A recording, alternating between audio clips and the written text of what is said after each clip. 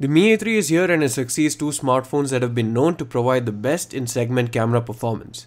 So the A3 has high expectations to live up to. This is Sandeep from RevAtlas and let's see how it fares in our camera review.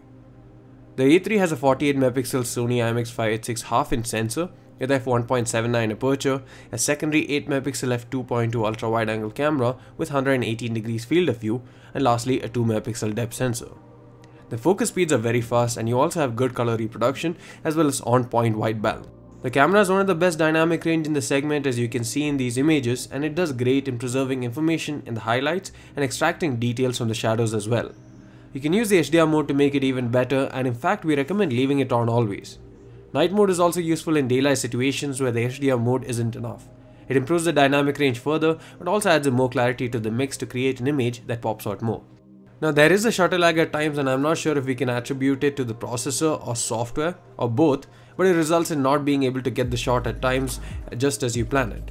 The Note 7 Pro had a similar issue in the 48 megapixel mode, which was rectified with updates, so I'm hoping that the A3 will also be fine-tuned and the lag will be eliminated soon. By default, the images are captured in a pixel bin 12 megapixel resolution, but you can also capture in 48 megapixel mode. On the Redmi devices, you could also toggle it quickly using the auto mode, but here on the A3 you need to go into a pro mode to use it. But we recommend sticking to 12 megapixel pixel bin images as they have lesser noise and better sharpness compared to a 48 megapixel mode. The 48MP mode also has around 3 times the file size, so you'll end up eating more of your storage without much need. Lowlight camera performance isn't very good in the regular mode. There's high noise that affects most of the image, but there's a savior in the form of night mode. Night mode helps to improve the lowlight performance by a huge margin, as you can see from these results. It goes from being poor to great. The noise is reduced by a huge margin, the colors are more accurate, and the exposure is better as well as the contrast. The ultra wide angle camera offers a much wider field of view and gives dramatic looking images as an output.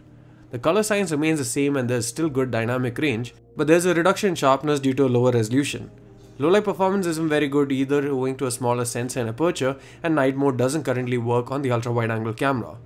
Portrait mode is good in terms of edge detection and blurring is really good. You can adjust the level of blur between f1 and f16 to replicate the effects of a variable aperture lens. Around f2.8 to f4 is best in terms of sharpness to blur ratio. Still, there's some softness that goes onto apportion and focus too in portrait mode, and is not too strong but still noticeable when you look at the regular mode side by side.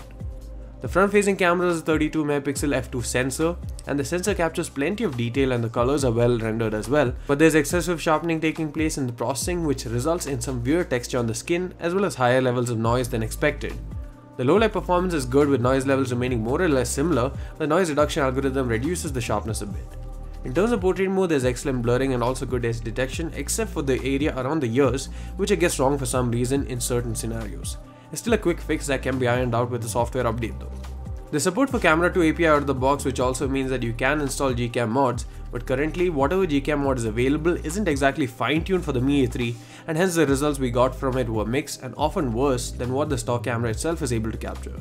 Hopefully there comes a proper version with better results soon, but I'll include a link in the description below for the version we are using currently. The video with the rear camera goes up to 4K 30fps without EIS or 1080p 30fps with EIS.